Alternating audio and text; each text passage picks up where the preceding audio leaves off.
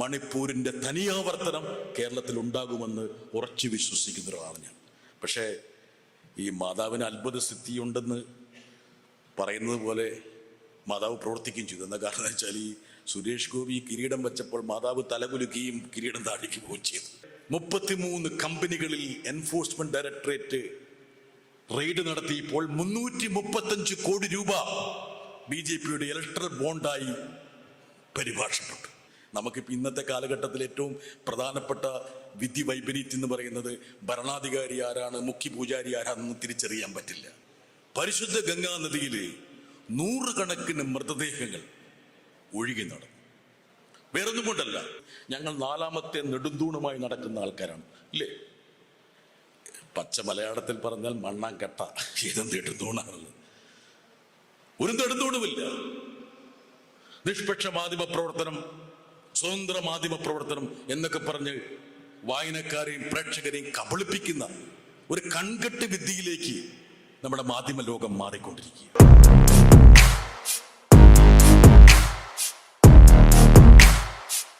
ബാബറി മസ്ജിദ് നിലംപൊത്തിയ സമയത്ത്, അല്ലെങ്കിൽ അത് പൊളിക്കപ്പെട്ട സമയത്ത് മുസ്തഫ എവിടെ ഉണ്ടായിരുന്നു?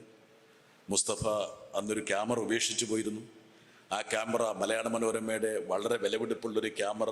ഞങ്ങളെപ്പോലുള്ള സാധാരണ മാധ്യമ പ്രവർത്തകരാണ് അത് കണ്ടെത്തി തിരിച്ച് ഡൽഹി ഓഫീസിൽ കൊണ്ട് എത്തിക്കുകയും അങ്ങനെ ഒരുപക്ഷെ മനോരമയുടെ പത്രാധിപർ ആദ്യമായിട്ട് മറ്റൊരു സ്ഥാപനത്തിലെ മാധ്യമ പ്രവർത്തകരെ അഭിനന്ദിച്ചുകൊണ്ട് എനിക്കൊരു കത്ത് അയക്കുകയും ചെയ്തു. KM മാത്യു അയച്ചൊരു കത്തുണ്ട്. അന്ന് ബാബറി മസ്ജിദിന്റെ താഴികക്കുടങ്ങൾ ധൂളികളായി അന്തരീക്ഷത്തിൽ ലയിച്ചത് കണ്ടു നിൽക്കാനുള്ള ഭാഗ്യമോ നിർഭാഗ്യമോ, ഭാഗ്യമെന്ന് ഉദ്ദേശിക്കുന്നത് ഒരു മാധ്യമ പ്രവർത്തനം ഏത് ദുരന്തങ്ങളും റിപ്പോർട്ടിങ്ങിലെ ഒരു പ്രധാനപ്പെട്ട കടമ്പയായി കാണുന്നു എന്നുള്ളൊരു സാങ്കേതിക സംജ കൊണ്ടാണ്. നിർഭാഗ്യമെന്ന് പറയുന്നത് ഞാനൊരു പൗരൻ നിലയിൽ എന്നിലേറ്റ ഒരു നിർഭാഗ്യം എന്നുള്ളതുകൊണ്ടാണ്. അന്ന് 500 വർഷം പഴക്കമുള്ള ഇന്ത്യൻ മതനിരപേക്ഷതയെ താങ്ങി നിർത്തിയ ആ പള്ളി അന്തരീക്ഷത്തിൽ പൊടിപടലങ്ങളായി പാറിയപ്പോൾ വരാനിരിക്കുന്ന ഇന്ത്യയെക്കുറിച്ചുള്ളൊരു സൂചന ആയിരുന്നു എന്ന് എന്നെ പോലുള്ള സാധാരണ മാധ്യമ പ്രവർത്തകർ തിരിച്ചറിഞ്ഞു. അന്ന് ഞാൻ ദേശാഭിമാനിക്ക് വേണ്ടി എഴുതിയ വരികൾ എനിക്കിപ്പോഴും ഓർമ്മയുണ്ട്. ഒരുപക്ഷെ എൻ്റെ മനസ്സിൽ പച്ച പിടിച്ച് കിടപ്പുണ്ട്. മതനിരപേക്ഷ ഇന്ത്യക്ക് ചരമഗീതം എഴുതാൻ വേണ്ടിയുള്ള യാത്രയായിരിക്കുമെന്ന് ഞങ്ങൾ ആരും നനച്ചിരുന്നില്ല എന്നാണ് ആ ഒരു സംഭവത്തെക്കുറിച്ച് ഞങ്ങളെപ്പോലുള്ള മാധ്യമ പ്രവർത്തകർ എഴുതിയത്. അതിലൊരു പ്രവചന സ്വഭാവം ഉണ്ടായിരുന്നു. പിന്നീട് ഇന്ത്യ മാറുമ്പോൾ സ്വാഭാവികമായിട്ടും ആ മാറ്റത്തിന് നിദാനമായത് ഈ പള്ളിയുടെ തകർച്ചയാണ് എന്ന് ഇന്ന് ചരിത്രകാരന്മാരും അതല്ലെങ്കിൽ സാമൂഹ്യ നിരീക്ഷകരും തിരിച്ചറിയുന്നുണ്ട്.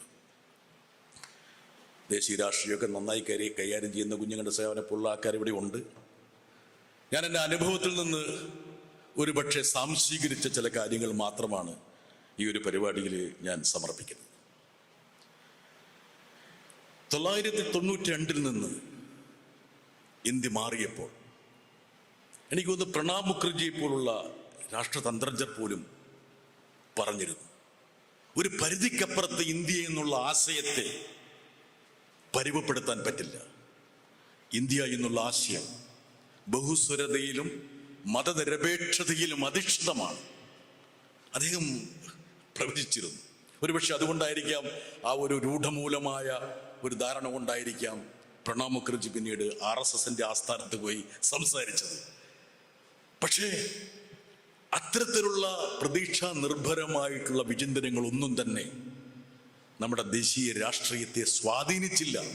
മറിച്ച് വീണ്ടും വീണ്ടും ഭൂമി തിരിയുന്നത് പോലെ ഇന്ത്യ തിരിഞ്ഞും മറിഞ്ഞും ഒരു ഇരുണ്ട വഴിത്താരയിലൂടെ മുമ്പോട്ട് പോകുന്നതാണ് നമ്മൾ കാണുന്നത്. കഴിഞ്ഞ ദിവസത്തെ ഏറ്റവും പ്രധാനപ്പെട്ട ഒരു വാർത്ത, ഒരുപക്ഷെ കേരളത്തിൽ അത് വ്യാപകമായി വന്നിട്ടുണ്ടാകില്ല. പ്രധാനമന്ത്രി അറബിക്കടലിൻ്റെ ആഴങ്ങളിൽ ശ്രീകൃഷ്ണന്റെ നഗരത്തിന് വേണ്ടി തപ്പുന്നു. മയിൽപ്പീലി കൊണ്ട് ആ നഗരത്തിന് അർച്ചന അർപ്പിക്കുന്നു. ശ്രീകൃഷ്ണൻ ഈ ഭൂമിയിൽ നിന്ന് പോയപ്പോൾ ആ നഗരം കടലിലേക്ക് അപ്രത്യക്ഷമായി എന്നുള്ള ഇൻവേർട്ടർ കോമ ഐതിഹ്യത്തെ ഒരു ചരിത്രത്തിന്റെ ഏടാക്കി മാറ്റാൻ വേണ്ടി മാധ്യമങ്ങളും പൊതുചരിത്ര നിർമ്മിതിക്കാരും കൂടി പ്രധാനമന്ത്രിയുടെ കാർമ്മികത്വത്തിൽ നടത്തിയ ഒരു ഏടിന്റെ ഒരു ഹ്രസ്വചിത്രമാണ് ഞാനിവിടെ പറഞ്ഞത്. വരാനിരിക്കുന്ന ഇന്ത്യയുടെ ഏറ്റവും പ്രധാനപ്പെട്ട ഒരു സൂചന എന്ന് പറയുന്നത് ഈ കെട്ടുകഥകളും ഐതിഹ്യങ്ങളും നമ്മുടെ ചരിത്രത്തിന്റെ ഭാഗമായി സമന്വയിപ്പിക്കുമ്പോൾ, ഞാൻ ഈ സമന്വയം ഒരുപാട് നേരിക്കണ്ടിട്ടുള്ള ആളാണ്. ഇപ്പം മണിപ്പൂർ എന്നുള്ള സംസ്ഥാനത്തെ മാറ്റി നിർത്തിക്കൊണ്ട് ഒരുപക്ഷെ ഈ സമന്വയത്തെക്കുറിച്ച് ചർച്ച ചെയ്യാൻ പറ്റില്ല. മണിപ്പൂര് 10 മാസമായിട്ട് കത്തിക്കൊണ്ടിരിക്കുകയാണ്. ഇപ്പം പ്രധാനമന്ത്രി 3-ാം തവണയും നാളെ കേരളം സന്ദർശിക്കുകയാണ്. ഇന്നേ വരെ ഒരു മാധ്യമ പ്രവർത്തകൻ പോലും 10 മാസമായിട്ട് 28 സംസ്ഥാനങ്ങളിൽ ഒരു സംസ്ഥാനമായിട്ടുള്ള മണിപ്പൂർ കത്തിക്കൊണ്ടിരിക്കുമ്പോൾ ജനങ്ങൾക്ക് പ്രാണൻ കൊടുക്കാനുള്ള ഒരു ഉത്തരവാദിത്വം എന്തുകൊണ്ട് പ്രധാനമന്ത്രിയായ താങ്കൾ നിറവേറ്റുന്നില്ല എന്നുള്ളൊരു ചോദ്യം ഇന്ത്യയിലെ ഒരു മാധ്യമ പ്രവർത്തകനും പ്രധാനമന്ത്രിക്ക് നേരെയോ അദ്ദേഹത്തിന്റെ ഉപദേഷ്ടാക്കൾക്ക് നേരെയോ എറിയുന്നില്ല എന്നുള്ളതാണ് ഒരുപക്ഷെ ഇന്നത്തെ മാധ്യമ ലോകത്തിന്റെ ഏറ്റവും പ്രധാനപ്പെട്ട പ്രതലമെന്ന് പറയുന്നത്. 10 വർഷമായിട്ട് ഒരു പത്രസമ്മേളനം പോലും നടത്താത്ത പ്രധാനമന്ത്രി എന്നുള്ളത് ഒരു ജനാധിപത്യ രാജ്യത്താണ് എന്നുള്ളത് നമ്മൾ ചിന്തിക്കേണ്ട കാര്യം. 1988 മുതൽ ഞാൻ ഡൽഹിയിൽ മാധ്യമപ്രവർത്തകനായിട്ടുണ്ട്. നിരവധി പ്രധാനമന്ത്രിമാരുടെ പത്രസമ്മേളനങ്ങൾ അറ്റൻഡ് ചെയ്തിട്ടുണ്ട്. അതിൽ രാജീവ് ഗാന്ധി ഉൾപ്പെടെ പ്രധാനമന്ത്രിമാരുടെ നിരവധി പ്രധാനമന്ത്രിമാരുടെ ഒപ്പം വിദേശ യാത്ര നടത്തിയിട്ടുണ്ട്. അപ്പോഴൊക്കെ പ്രധാനമന്ത്രിമാർ മാധ്യമപ്രവർത്തകരുമായിട്ട് സംവദിക്കുക എന്നുള്ളത് ഈ ജനാധിപത്യത്തിന്റെ ഏറ്റവും പ്രധാനപ്പെട്ട ഒരു ആണിക്കല്ലായിട്ട് നിന്നിരുന്നു. എന്നെ അലോസരപ്പെടുത്തുന്ന ചില കാര്യങ്ങളിൽ ഏറ്റവും പ്രധാനപ്പെട്ട ഒരു ഘടകം, നമ്മൾ അംഗീകരിച്ചിരിക്കുന്ന പാർലമെന്ററി ജനാധിപത്യം എന്നുള്ള വ്യവസ്ഥിതി നിലനിൽക്കണമെങ്കിൽ പ്രധാനപ്പെട്ട 2-3 ചേരുവകൾ അതിലേക്ക് നമ്മൾ ചേർത്ത് വെക്കേണ്ടി വരും. അതിൽ ഏറ്റവും പ്രധാനപ്പെട്ടത്, ഒരു പക്ഷേ രാഷ്ട്രീയ മീമാംസ രാഷ്ട്രീയം അറിയാവുന്ന നിങ്ങൾക്കെല്ലാവർക്കും സ്വാഭാവികമായിട്ടും നന്നായി തെളിച്ചത്തോടെ പറയാൻ കഴിയുന്നൊരു കാര്യമാണ്. ഒന്ന്, എക്സിക്യൂട്ടീവ് പാർലമെന്റിനോട് വിധേയപ്പെടണം എന്ന് വെച്ചാൽ പ്രധാനമന്ത്രിയുടെ പരമമായ ഉത്തരവാദിത്വം എന്ന് പറയുന്നത് പാർലമെന്റിനോടാണ്. പാർലമെന്റിനോട് വിധേയപ്പെട്ട് പ്രവർത്തിക്കുക എന്നുള്ളതാണ് ഒരു പ്രധാനമന്ത്രിയുടെ ഏറ്റവും പ്രധാനപ്പെട്ട ദൗത്യം, അല്ലെങ്കിൽ അതിൽ അദ്ദേഹത്തിൽ നിക്ഷിപ്തമായിരിക്കുന്ന ഉത്തരവാദിത്വം. ഇന്ന് ജനാധിപത്യത്തിന്റെ അമൃതകാലം നമ്മൾ ആഘോഷിക്കുമ്പോൾ ഇന്ത്യൻ പ്രധാനമന്ത്രി പാർലമെന്റിനോട് കീഴ്പ്പെട്ട് പ്രവർത്തിക്കുന്ന ഒരു വ്യക്തിയാണ് എന്ന് പ്രധാനമന്ത്രിയല്ല BJPയിൽ ഒരു അംഗം പോലും പറയില്ല. അങ്ങനെ പറയുന്നത് മോശമാണെന്ന് ധരിക്കുന്നവരാണ് BJPക്കാർ. നോക്കുക, നമ്മുടെ ഭരണഘടനാ ശില്പികൾ വിഭാവനം ചെയ്ത പാർലമെന്ററി ജനാധിപത്യത്തിന് ഏറ്റവും പ്രധാനപ്പെട്ട അടിത്തറയാണ് ആ ഒരു നിഷേധത്തിലൂടെ ശിഥിലമാക്കപ്പെടുന്നത്. 2, ഇപ്പം മാധ്യമം അവിടെയാണ് ചിത്രത്തിലേക്ക് വരുന്നത്. ജനാധിപത്യ സംവിധാനത്തിന്റെ 4ാമത്തെ നെടുന്തൂണ്. എനിക്ക് തോന്നുന്നു മാധ്യമപ്രവർത്തകരെ ഏറ്റവും കൂടുതൽ അഹങ്കരിക്കുന്നത്, കമൽ വരദൂരൊക്കെ അഹങ്കരിക്കുന്നത്, ഞങ്ങൾ 4ാമത്തെ നെടുന്തൂണുമായി നടക്കുന്ന ആൾക്കാരാണ്, ഇല്ലേ? പച്ച മലയാളത്തിൽ പറഞ്ഞാൽ മണ്ണാങ്കട്ട. ഏതും നെടുന്തൂണാണുള്ളത്? ഒരു നെടുന്തൂണുമില്ല. നിഷ്പക്ഷ മാധ്യമ പ്രവർത്തനം, സ്വതന്ത്ര മാധ്യമ പ്രവർത്തനം എന്നൊക്കെ പറഞ്ഞ് വായനക്കാരെയും പ്രേക്ഷകരെയും കബളിപ്പിക്കുന്ന ഒരു കൺകെട്ട് വിദ്യയിലേക്ക് നമ്മുടെ മാധ്യമ ലോകം മാറിക്കൊണ്ടിരിക്കുക. അങ്ങനൊരു സാഹചര്യം തന്നെ യഥാർത്ഥത്തിൽ മാധ്യമ പ്രവർത്തനത്തിൽ ഇല്ല എന്ന് വിശ്വസിക്കുന്ന ഒരാളാണ്. പക്ഷെ എങ്കിൽ പോലും പ്രാഥമികമായിട്ടുള്ളൊരു ഉത്തരവാദിത്വമുണ്ട്. ആ ഉത്തരവാദിത്വം എന്നുള്ളത് നിറവേറ്റാൻ മാധ്യമങ്ങൾ തയ്യാറാകുന്നുണ്ടോ എന്നുള്ള ഒരു ചോദ്യമാണ് ഏറെ പ്രസക്തം. ഇത് ഞാൻ പറയാൻ കാരണം, എനിക്ക് തോന്നുന്നു വാഷിങ്ടൺ പോസ്റ്റിന്റെ മറ്റൊരു ടാഗ് ലൈൻ ഉണ്ട്. ആ ടാഗ് ലൈൻ വളരെ ശ്രദ്ധേയമാണ്. വാഷിങ്ടൺ പോസ്റ്റിന്റെ ആയതുകൊണ്ട് അത് നമ്മൾ തള്ളിക്കളയേണ്ട ആവശ്യമില്ല. പാർവതി പറയും, ഇപ്പോൾ ഒരു പാശ്ചാത്യ മാധ്യമത്തിൻ്റെ ടാഗ്ലൈനെ കുറിച്ച് എന്തിനാണ് ബ്രിട്ടാസ് ഉത്കണ്ഠപ്പെടുന്നതെന്ന് നമ്മൾ വിചാരിച്ചേക്കാം. പക്ഷെ ആ ടാഗ്ലൈന് ഒരു പ്രസക്തിയുണ്ട്. ഡെമോക്രസി ഡൈസ് ഇൻ ഡാർക്ക്നെസ് എന്നതാണ്. Democracy dies in darkness. യഥാർത്ഥത്തിൽ അതല്ലേ സംഭവിക്കുന്നത്? അന്ധകാരത്തിൽ അസ്തമിക്കുന്ന ഒരു ഭരണരീതിയാണ് ജനാധിപത്യം. വെളിച്ചമില്ലെങ്കിൽ സ്വാഭാവികമായിട്ടും ആ ഭരണ സംവിധാനത്തെ ജനാധിപത്യമെന്ന് വിളിക്കാൻ പറ്റില്ല. വെളിച്ചം വീശേണ്ട മാധ്യമങ്ങൾ ആ ദൗത്യം നിറവേറ്റാതിരിക്കുമ്പോൾ in effect democracy dies in darkness. ഇപ്പം മാധ്യമ പ്രവർത്തനത്തിൻ്റെ പ്രധാനപ്പെട്ട ഇതളുകളൊക്കെ ഒന്നാം പ്രസ് കമ്മീഷൻ, രണ്ടാം പ്രസ് കമ്മീഷനുകളൊക്കെ അടിവരയിട്ട് പറയുന്നുണ്ട്. യഥാർത്ഥത്തിൽ ഇന്ന് തിരിഞ്ഞു നോക്കുമ്പോൾ യഥാർത്ഥത്തിൽ കമ്മ്യൂണിസ്റ്റുകാരോ ഇടതുപക്ഷക്കാരോ എന്തിനേ സോഷ്യലിസ്റ്റുകളോ പോലും അല്ല ഈ ഒന്നാം പ്രസ് കമ്മീഷനും രണ്ടാം പ്രസ് കമ്മീഷനൊക്കെ യഥാർത്ഥത്തിൽ ശുപാർശകൾ സമർപ്പിച്ചപ്പോൾ അതിൻ്റെ ഭാഗവാക്കായത്. എനിക്ക് തോന്നുന്നു നമ്മുടെ പ്രധാനപ്പെട്ട പല വലതുപക്ഷ വ്യക്തികളും അതിലുണ്ടായിരുന്നു. അവർ പറഞ്ഞൊരു കാര്യമുണ്ട്, എപ്പോഴൊക്കെ മാധ്യമപ്രവർത്തനം കോർപ്പറേറ്റ് അധിഷ്ഠിതമാകുന്നു അന്ന് മാധ്യമപ്രവർത്തനം അവസാനിക്കുമെന്ന് പറഞ്ഞു. ഒരുപക്ഷെ ഇത്രയും വർഷം കഴിയുമ്പോൾ ഇന്ന് തിരിഞ്ഞു നോക്കുമ്പോൾ മാധ്യമപ്രവർത്തനത്തിൻ്റെ ഏറ്റവും പ്രധാനപ്പെട്ട വിഘാതങ്ങളിൽ ഒന്ന് അതിൻ്റെ കോർപ്പറേറ്റ് പശ്ചാത്തലമാണ്, അടിത്തറ എന്നുള്ളതാണെന്ന് നമുക്ക് മനസ്സിലാവും. ഇന്ന് അന്വേഷണാത്മക മാധ്യമ പ്രവർത്തനം ഇന്ന് ഇന്ത്യയിൽ അസ്തമിച്ചു എന്ന് പറയുന്നത് നമ്മുടെ പരമേശ്വരനോ പാർവതിയോ ഒന്നുമല്ല. മുൻ ന്യായാധിപൻ ജസ്റ്റിസ് രമണയാണ് പറഞ്ഞത് ഇൻവെസ്റ്റിഗേറ്റീവ് ജേർണലിസം ഇന്ത്യയിൽ അസ്തമിച്ചു എന്നുള്ളത്. അത് പറയാനൊരു കാരണമാണ്. എന്ന കാരണം എനിക്കിപ്പോഴും ഓർമ്മയുണ്ട്, ഞാൻ ഡൽഹിയിൽ പോയ സമയത്ത് എത്തിയ സമയത്ത് അന്ന് രാജീവ് ഗാന്ധിയുടെ ഭരണമാണ്. 4/3 ഭൂരിപക്ഷത്തിൽ അദ്ദേഹം വിരാജിക്കുന്നൊരു കാലഘട്ടമാണ്. പക്ഷെ അന്ന് മാധ്യമപ്രവർത്തനമെന്ന് പറയുന്നത് ഭരണാധികാരിയെ സ്വാഭാവികമായിട്ടും ഓഡിറ്റിങ്ങിന് വിധേയമാക്കുന്ന ഒരു രീതിയിലാണ് മുമ്പോട്ട് പോയത്. എനിക്ക് തോന്നുന്നു അടിയന്തരാവസ്ഥ കാലത്ത് പോലും മാധ്യമങ്ങൾ ഇത്രത്തോളം കാസ്ട്രേറ്റ് ചെയ്യപ്പെട്ടിട്ടില്ല. ആ വാക്കിന്റെ മലയാളം ഞാനിപ്പോൾ പറയാൻ ഉദ്ദേശിക്കുന്നില്ല. പക്ഷെ ഇത്ര കാസ്ട്രേഷന് വിധേയമായിട്ടില്ല. അടിയന്തരാവസ്ഥ കാലത്ത് പോലും ഇല്ലാതിരുന്ന ഒരു പ്രത്യേക അടിമത്തത്തിലേക്ക് നമ്മുടെ മാധ്യമങ്ങൾ കോപ്പുകുത്തി എന്നുള്ളതാണ് ഏറ്റവും പ്രധാനപ്പെട്ട. ആ കൂപ്പുകുത്തലിന് ഏറ്റവും പ്രധാനപ്പെട്ട ഒരു ഘടകം കോർപ്പറേറ്റ് മൂലധനത്തിന്റെ പിന്തുടർച്ചയാണ്. എനിക്ക് നമ്മുടെ ഈ കോവിഡ് കാലത്ത് എന്തൊക്കെയാണ് ഇന്ത്യയിൽ സംഭവിച്ചതെന്നുള്ള കാര്യമൊക്കെ നിങ്ങൾക്കറിയാം. അന്ന് പരിശുദ്ധ ഗംഗാ നദിയിൽ, എന്താ കാരണം വെച്ചാൽ ഇപ്പോഴെല്ലാം ഈ ഐതിഹ്യങ്ങളൊക്കെ പറയുമ്പോൾ ആ ഐതിഹ്യങ്ങളുടെ ഭാഗമായിട്ട് ഗംഗാ നദി പരിശുദ്ധമാണെന്ന് നമ്മളും പറഞ്ഞു പോവുകയാണ്. അതാണ് ഈ ഐതിഹ്യങ്ങളുടെ ഒരു പ്രത്യേകത. പരിശുദ്ധ ഗംഗാ നദിയിൽ 100 കണക്കിന് മൃതദേഹങ്ങൾ ഒഴുകി നടന്നു. വേറൊന്നും കൊണ്ടല്ല, അന്ത്യക്രിയ ചെയ്യാൻ പോക്കറ്റിൽ പൈസയില്ലാത്ത ആൾക്കാർ പാതി വെന്ത മൃതദേഹങ്ങളെ ഗംഗയിലേക്ക് വലിച്ചെറിഞ്ഞു. ചിലത് പാതി വെന്ത് പോലുമില്ല, മരിച്ചു എന്ന് ഉറപ്പുള്ള അവരുടെ കുടുംബാംഗങ്ങളെ നിഷ്കരണം, ഒരുപക്ഷെ വളരെ ദുഃഖത്തിന്റെ ഒരു തലത്തിലായിരിക്കും പോലും അവർ ഗംഗാ നദിയിലേക്ക് വലിച്ചു.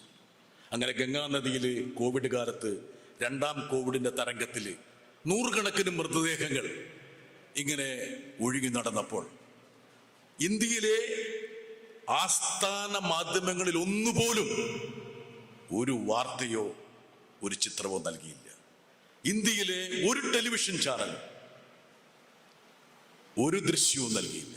ഇന്ത്യയിലെ പ്രധാനപ്പെട്ട മാധ്യമങ്ങളൊന്നും ഒരു വാർത്ത നൽകിയില്ല.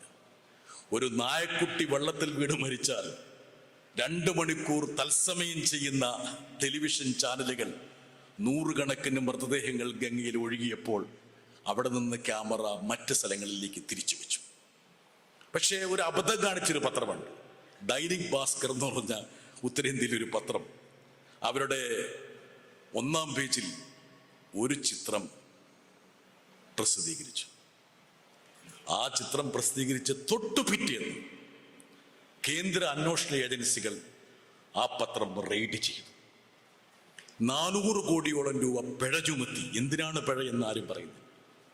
അതോടുകൂടി ഇൻവെർട്ടർ കോമ സ്വതന്ത്ര മാധ്യമ പ്രവർത്തനത്തിന്റെ ആ ചെറിയ കിളിജാലകം അവിടെ പൂട്ടപ്പെട്ടു. ടൈംസ് ഓഫ് ഇന്ത്യ ഇന്ത്യയിലെ ഏറ്റവും വലിയ പത്രഗ്രൂപ്പാണ്. ഒരുപക്ഷെ ലോക മാധ്യമങ്ങളിലെ 10 ശ്രേഷ്ഠ മാധ്യമങ്ങളുടെ പട്ടികയിൽ ഒരു കാലത്ത് സ്ഥാനം പിടിച്ച Times of India. Times of India താണുകേണു പറഞ്ഞു എന്നാണ് ഞാൻ മനസ്സിലാക്കുന്നത്. അതായത് വാർത്താ പേജുകളൊക്കെ നിങ്ങൾക്ക് വേണ്ടി മാറ്റിവെക്കാം, എഡിറ്റോറിയൽ പേജിലെങ്കിലും വിമർശനാത്മകമായിട്ടുള്ള ഒരു ലേഖനം കൊടുക്കാനുള്ള ഒരു അവസരം ഉണ്ടാകണം. 3-4 മാസം കൊടുത്തു. ടൈംസ് ഓഫ് ഇന്ത്യയിൽ എൻഫോഴ്സ്മെന്റ് ഡയറക്ടറേറ്റും ഇൻകം ടാക്സും CBIയും റെയ്ഡ് ചെയ്തു. അങ്ങനെ ഒരു പേജിൽ പ്രതിരോധത്തിന്റെ വിമർശനത്തിന്റെ ലാഞ്ചന അച്ചടിക്കുന്ന ആ പ്രക്രിയയും അവിടെ അസ്തമിച്ചു. എന്തുകൊണ്ടാണ് കോർപ്പറേറ്റ് ജേർണലിസം നമ്മളെ കൈവിടും എന്ന് പറയുന്നതിന്റെ ഒരു കാരണം ഒന്നും കൂടി ഞാൻ അടിവരയിടാം. ഔട്ട്ലുക്ക് മാഗസിന്റെ പത്രാധിപര് എൻ്റെ ഒരു സ്നേഹിതനാണ് റൂബൻ ബാനർജി. 2ാം കോവിഡ് തരംഗത്തിന്റെ കാലത്ത് കോടാനുകോടി ജനങ്ങൾ പലായനം ചെയ്തു. യഥാർത്ഥത്തിൽ ലോകത്ത് ഇതുപോലൊരു പലായനം അത് അടുത്ത കാലത്തൊന്നും ഉണ്ടായിട്ടില്ല. ഇപ്പൊ നമ്മുടെയൊക്കെ വിഭജന കാലഘട്ടത്തിലെ പലായനത്തെക്കുറിച്ചൊക്കെ ഒരുപാട് ചരിത്ര ഗ്രന്ഥങ്ങളുണ്ട്.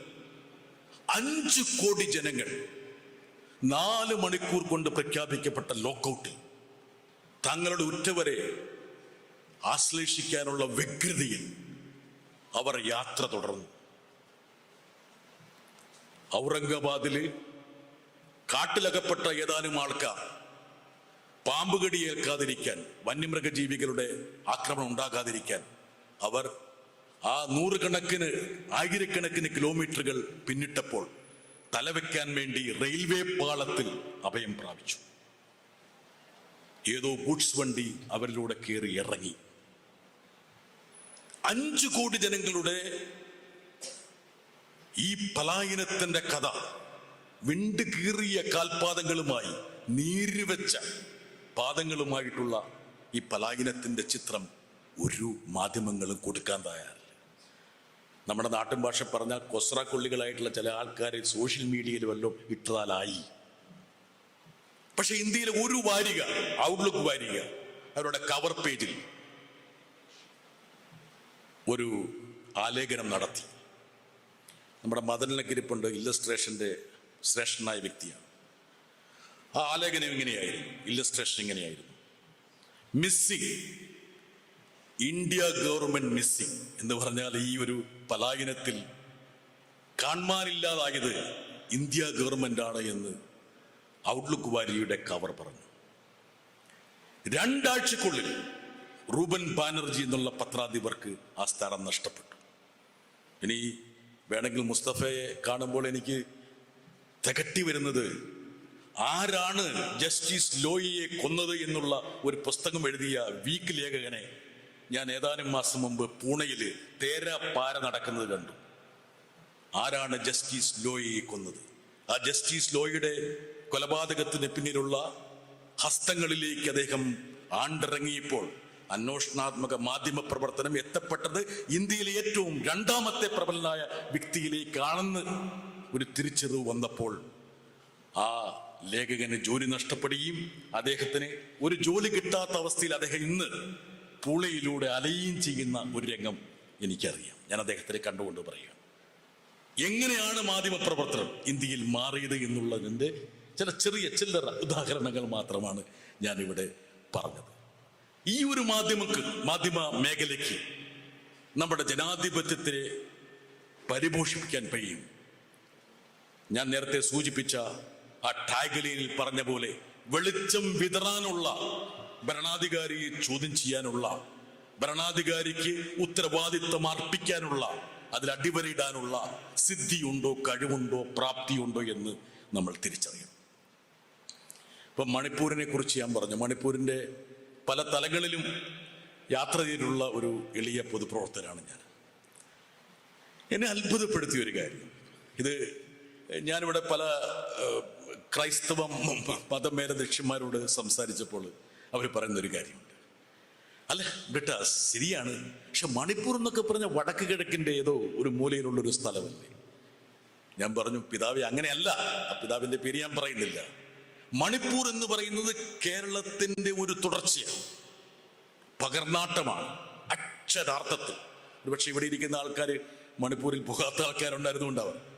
കേരളത്തിന്റെ സാമൂഹിക ഘടനയെ അതുപോലെ പറിച്ചു വെച്ച ഒരു ഭൂമികയാണ് മണിപ്പൂർ. നമുക്ക് ഹിന്ദു, ഇസ്ലാം, ക്രൈസ്തവ വിശ്വാസികൾ എന്നതുപോലെ മതപരമായ മൂന്ന് വിഭാഗങ്ങളാണുള്ളതെങ്കിൽ മണിപ്പൂരിൽ മെയ്തി, നാഗ, കുക്കി എന്ന് പറയുന്ന 3 വംശങ്ങളാണുള്ളത്. നമ്മളെപ്പോലെ സൗഹാർദ്ദത്തിൽ കഴിഞ്ഞ ഒരു ഭൂമിക 5 വർഷത്തെ BJP ഭരണത്തിൽ എങ്ങനെയാണ് വേറൊരു രൗദ്രതലത്തിലേക്ക് ഉരുത്തിരിഞ്ഞത് എന്നുള്ളത് മണിപ്പൂരിൽ പോയാൽ നിങ്ങൾ മനസ്സിലാക്കും. 10 മാസമായിട്ടും 60,000 ജനങ്ങൾ ഇപ്പോഴും അഭയാർത്ഥി ക്യാമ്പിൽ കഴിയും. ആയിരക്കണക്കിന് ജനങ്ങൾ ആ സംസ്ഥാനത്ത് നിന്ന് പലായനം ചെയ്യും. ഇംഫാൽ താഴ്വരയിൽ ഒരു കുക്കിയെപ്പോലും നിങ്ങൾക്ക് കാണാൻ കഴിയില്ല. അതുപോലെ മണിപ്പൂരിന്റെ മലമ്പ്രദേശങ്ങളിൽ ഒരു മെയ്തിയെ പോലും കാണാൻ കഴിയില്ല. എങ്ങനെയാണ് ഒരു സംസ്ഥാനത്തെ 3 തുണ്ടുകളായി ധ്രുവീകരിച്ചതെന്നുള്ളതിൻ്റെ ഒരു ഉദാഹരണം മണിപ്പൂർ നമ്മൾ നൽകുന്നു. തിരുവനന്തപുരത്ത് നിന്ന് ഒരു സുപ്രധാന നടൻ തൃശ്ശൂരിലേക്ക് എത്തി മാതാവിൻ്റെ തലയിൽ കിരീടം വെച്ചു കൊടുക്കുമ്പോൾ കേരളത്തെ മണിപ്പൂരിന്റെ തലത്തിലേക്ക് മാറ്റാനാണെന്നുള്ളതിൻ്റെ ഒരു സന്ദേശം വായിച്ചെടുക്കാൻ മലയാളിക്ക് കഴിഞ്ഞില്ലെങ്കിൽ മണിപ്പൂരിന്റെ തനിയാവർത്തനം കേരളത്തിൽ ഉണ്ടാകുമെന്ന് ഉറച്ചു വിശ്വസിക്കുന്ന ഒരാളാണ് ഞാൻ. പക്ഷേ ഈ മാതാവിന് അത്ഭുത സിദ്ധിയുണ്ടെന്ന് പറയുന്നത് പോലെ മാതാവ് പ്രവർത്തിക്കുകയും ചെയ്തു. എന്താ കാരണം വെച്ചാൽ ഈ സുരേഷ് ഗോപി കിരീടം വെച്ചപ്പോൾ മാതാവ് തലകുലുക്കുകയും കിരീടം താഴേക്ക് പോവുകയും ചെയ്തു. അങ്ങനെ ഒരു സംഭവം ഉണ്ടായി. പക്ഷെ ഇതൊക്കെ നമുക്ക് പകർന്നു നൽകുന്ന ചില പാഠങ്ങളാണ്. ഒരിക്കൽ പഴച്ചാൽ തിരിച്ചു കിട്ടാൻ പറ്റില്ല എന്ന് സ്വാഭാവികമായിട്ടും ജനാധിപത്യത്തെ കൈവിട്ട പല രാഷ്ട്രങ്ങളും പിന്നീട് ഖേദപൂർവം സ്മരിച്ചിട്ടുണ്ട്. ഞാൻ ഐതിഹ്യങ്ങളിലേക്ക് വരുമ്പോൾ 1-2 ചെറിയ കാര്യങ്ങൾ കൂടെ ഞാൻ മനസ്സിലാക്കിയ ചില കാര്യങ്ങളാണ്. അതായത് എങ്ങനെയാണ് കെട്ടുകഥകളും ഐതിഹ്യങ്ങളും നമ്മളെ വരിഞ്ഞു മുറുക്കുന്നത് എന്നുള്ളതിനൊരു ചെറിയൊരു തെളിവ് ഞാൻ പറയും. ഇപ്പം ഞാനിപ്പോൾ പ്രധാനമന്ത്രിയുടെ ആഴക്കടൽ പരിവേഷണത്തെക്കുറിച്ച് ഞാൻ പറഞ്ഞല്ലോ. ഇപ്പോൾ അദ്ദേഹം മയിൽപീലിയുമായി ആഴക്കടലിലേക്ക് പോയപ്പോൾ എന്താണ് അദ്ദേഹം യഥാർത്ഥത്തിൽ അടിവരയിടാൻ ശ്രമിച്ചത് എന്നുള്ളത് നമുക്കിപ്പോൾ ഇന്നത്തെ കാലഘട്ടത്തിൽ ഏറ്റവും പ്രധാനപ്പെട്ട വിധി വൈപരീത്യം എന്ന് പറയുന്നത് ഭരണാധികാരി ആരാണ്, മുഖ്യ പൂജാരി ആരാണെന്ന് തിരിച്ചറിയാൻ പറ്റില്ല. ഇപ്പോൾ പാർലമെന്റ് ഉദ്ഘാടനം ചെയ്യാൻ വേണ്ടി പ്രധാനമന്ത്രി മുഖ്യ പൂജാരിയുടെ വേഷത്തിൽ അവതരിക്കുന്നു. അദ്ദേഹം തന്നെ അയോധ്യയിൽ പ്രാണപ്രതിഷ്ഠ നടത്താൻ പൂജാരിയുടെ യജമാനന്റെ വേഷത്തിൽ വരുന്നു. പക്ഷെ ഇവിടെയൊക്കെ അന്തർഭവിക്കുന്ന ചില കാര്യങ്ങളുണ്ട്. അത് എനിക്ക് തോന്നുന്നു ചരിത്രത്തിൽ എഴുതപ്പെട്ട ഒരു പ്രധാനപ്പെട്ട ഒരു ആപ്തവാക്യമുണ്ട്. Who controls the past controls the present and mold the future. ചരിത്രത്തെ നിയന്ത്രിക്കുന്ന ആൾക്കാർ വർത്തമാനകാല രാഷ്ട്രീയത്തെ നിയന്ത്രിക്കുകയും കീഴ്പ്പെടുത്തുകയും ഭാവിയെ രൂപപ്പെടുത്തുകയും ചെയ്യും. സൈദ്ധാന്തിക തലത്തിൽ ചിന്തിക്കുന്ന ആൾക്കാർ ഇവിടെ ഉണ്ട്. വേണമെങ്കിൽ അതിൻ്റെ യഥാർത്ഥ സ്വാധീനം വേണമെങ്കിൽ മനസ്സിലാക്കാം. പക്ഷേ ഈ ആപ്തവാക്യം ഏറ്റവും കൂടുതൽ മനസ്സിലാക്കിയ ഒരാളാണ് ഇന്നത്തെ ഭരണാധികാരി എന്ന് പറയും. എന്നാൽ ചരിത്രത്തെയാണ് യഥാർത്ഥത്തിൽ നിയന്ത്രിക്കാൻ ശ്രമിക്കുന്നത്. ആ ചരിത്രത്തെ നിയന്ത്രിക്കുമ്പോൾ വർത്തമാനകാലത്തെ കീഴ്പ്പെടുത്താനും ഭാവിയെ രൂപപ്പെടുത്താനും കഴിയും. ഞാൻ വടക്ക് കിഴക്കൻ മേഖലയിൽ പോയപ്പോൾ എന്നെ അത്ഭുതപ്പെടുത്തിയൊരു കാര്യമുണ്ട്. എങ്ങനെയാണ് ഐതിഹ്യങ്ങൾ നമ്മുടെ ജനവിഭാഗങ്ങളിലേക്ക് അരിച്ചെത്തി അത് ചരിത്ര നിർമ്മിതിക്ക് വഴിവെക്കുന്നത്. 2018 മാധവ്പൂർ മേള എന്നൊരു മേള നടന്നു ഗുജറാത്തിൽ. പ്രധാനമന്ത്രിയായിരുന്ന ആ മേളയുടെ ഏറ്റവും പ്രധാനപ്പെട്ട കാർമ്മികൻ. ഇപ്പം നിങ്ങൾ വിചാരിക്കും ഇങ്ങനെയുള്ള സാംസ്കാരിക മേളകൾ നടക്കുമ്പോൾ അതിനെ സ്വാഗതം ചെയ്യേണ്ട ആൾക്കാരല്ലേ നമ്മളെന്നും. പക്ഷേ ആ മേളയുടെ ഏറ്റവും പ്രധാനപ്പെട്ട തീം, ഇതിവൃത്തം എന്ന് പറയുന്നത് ഇതായിരുന്നു. അതായത് ശ്രീകൃഷ്ണന്റെ ഇൻവെർട്ടർ കോമ ഐതിഹ്യമാണ്, ശ്രീകൃഷ്ണന്റെ ഭാര്യയായ രുക്മിണി ദേവി അരുണാചൽ പ്രദേശിൽ നിന്നാണ്. അരുണാചൽ പ്രദേശിൽ നിന്ന് ശ്രീകൃഷ്ണൻ രുക്മിണി ദേവിയെ, രാജകുമാരിയായ രുക്മിണി ദേവിയെ വിവാഹം കഴിച്ച് ദ്വാരകയിലേക്ക് പോയി. ആ പോയതിന്റെ സ്മരണയ്ക്ക്, ഇൻവെർട്ടർ കോമ സ്മരണ, ശ്രദ്ധിക്കുക, സ്മരണയ്ക്കായി പ്രധാനമന്ത്രിയുടെ കാർമ്മികത്വത്തിൽ വലിയൊരു മേള സംഘടിപ്പിക്കുന്നു. ലളിതമാണ്. അപ്പം ഞാൻ ഈ വിക്കിപീഡിയൊക്കെ ഒന്ന് പരിശോധിച്ചു, അല്ലെങ്കിൽ പഴയ ചരിത്ര പുസ്തകങ്ങൾ നോക്കിയപ്പോൾ യഥാർത്ഥത്തിൽ ഐതിഹ്യപ്രകാരം തന്നെ ഈ രുക്മിണി ദേവി യഥാർത്ഥത്തിൽ അരുണാചൽ പ്രദേശിൽ നിന്നല്ല, വിദർഭയിൽ നിന്നാണ്. 70 വരെ RSS തന്നെ പറഞ്ഞിരുന്ന രുക്മിണി ദേവി വിദർഭക്കാരിയാണെന്ന്.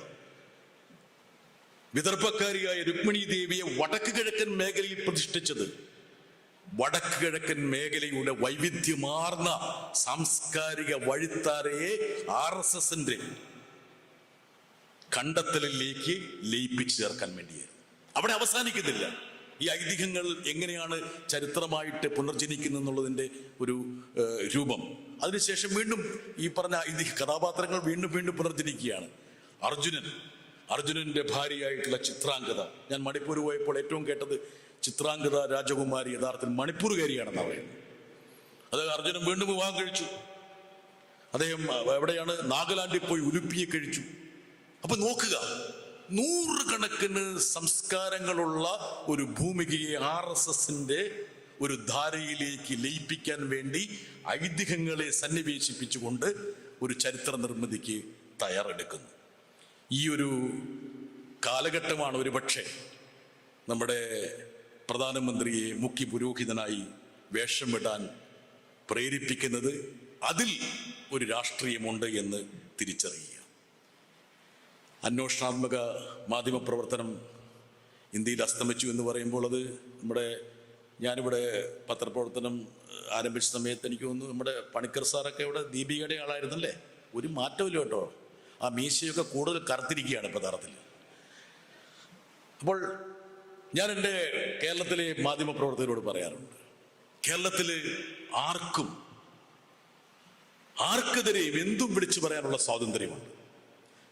ഇപ്പം അന്തിച്ചർച്ചകളിലൊക്കെ കുഞ്ഞിക്കണ്ണനൊക്കെ അതിനെ എതിർക്കുമ്പോഴും ഞാനത് സ്വാഗതം ചെയ്യുന്നു. എന്താ കാരണം, ലോകത്തിലെ അപൂർവം തുരുത്തുകളിലൊന്നാണ് കേരളം. ആർക്കെതിരെ എന്തും പറയാനുള്ളൊരു സ്വാതന്ത്ര്യം മാധ്യമപ്രവർത്തകർക്ക് കിട്ടിയിട്ടുള്ള ഏക മേഖല കേരളമാണ്. ഇല്ലാതിരിക്കുന്നൊരവസ്ഥയേക്കാൾ ഭേദമാണ് ഒരുപക്ഷെ അമിതമായ സ്വാതന്ത്ര്യം വിനിയോഗിക്കുന്ന ആ പ്രതലമെന്ന് വിശ്വസിക്കുന്നുകൊണ്ടാണ് ഞാൻ അതിനെ സ്വാഗതം ചെയ്തത്. പണ്ട് പാർലമെന്റിൽ ഒരു റിപ്പോർട്ടറായി പോയിരുന്ന സമയത്ത് ഒരുപക്ഷെ അബൂബക്കറൊക്കെ അവിടെ ഉണ്ടായിരുന്നു, പല ആൾക്കാരും ഉണ്ടാവും, പരമേശ്വരൻ ഉണ്ടായിരുന്നു. അന്ന് മാധ്യമങ്ങളിലെ അന്വേഷണാത്മക വാർത്തകളാണ് യഥാർത്ഥത്തിൽ അന്നത്തെ പാർലമെന്റ് നടപടികളെ സ്വാധീനിച്ചിരുന്നത്. ഇപ്പം മധുദന്തവതിയും ജോർജ് ഫെർണാണ്ടസും സോമനാഥ് ചാറ്റർജിയും ഇന്ദ്രജിത് ഗുപ്തയും ഒക്കെ, അല്ലെങ്കിൽ KP ഉണ്ണികൃഷ്ണനൊക്കെ ഉയർത്തുന്നത് അതത് ദിവസത്തെ മാധ്യമങ്ങളിൽ വന്ന അന്വേഷണാത്മക മാധ്യമ പ്രവർത്തനത്തിന്റെ ഇതളുകളായിരുന്നു ശൂന്യവേളയിലൊക്കെ പ്രക്ഷുബ്ധാവസ്ഥ സൃഷ്ടിച്ചിരുന്നത്.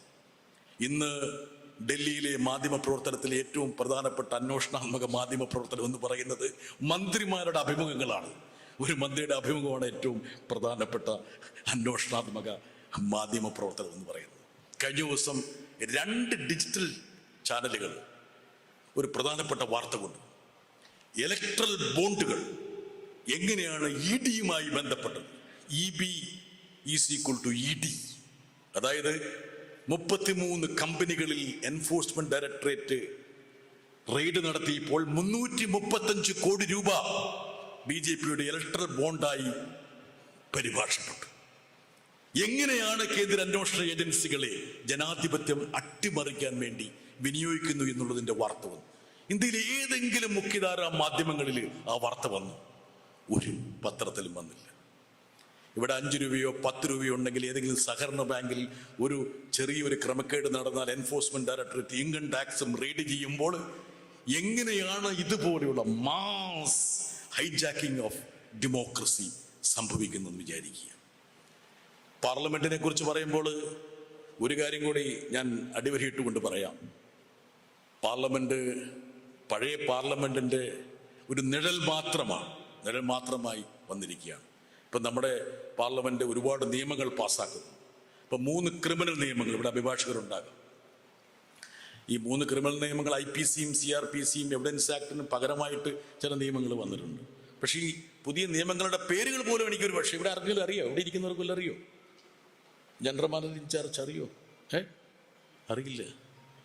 നിങ്ങളെയും നിങ്ങളുടെ വരും തലമുറകളെയും സ്വാധീനിക്കാൻ പോകുന്ന സുപ്രധാനമായ 3 നിയമങ്ങളുടെ പേരുകൾ പോലും പറയാൻ പറ്റാത്ത അവസ്ഥയിലേക്ക് നമ്മൾ മാറിയിരിക്കുക. എന്താ കാരണം? ഭരണഘടനയുടെ 348 അനുച്ഛേദത്തിൽ പറയുന്നുണ്ട് നമ്മുടെ നിയമങ്ങൾ ഇംഗ്ലീഷിലായിരിക്കണമെന്ന്. സംസ്കൃതത്തിലേക്ക് നമ്മുടെ നിയമങ്ങളെ പരിഭാഷപ്പെടുത്തുന്നു. ഒരു ചർച്ചയുമില്ലാതെ, ഒരു പരിശോധനയില്ലാതെ ദോശ ചുട്ടെടുക്കുന്നത് പോലെ നിയമങ്ങൾ ചുട്ടെടുക്കപ്പെടുന്നു. സംസ്ഥാനങ്ങളുടെ അധികാരങ്ങൾ കവർന്നെടുത്തുകൊണ്ടുള്ള നിയമനിർമ്മാണങ്ങൾ നടത്തുന്നു. നമ്മൾ മനസ്സിലാക്കേണ്ട ഒരു കാര്യമുണ്ട്.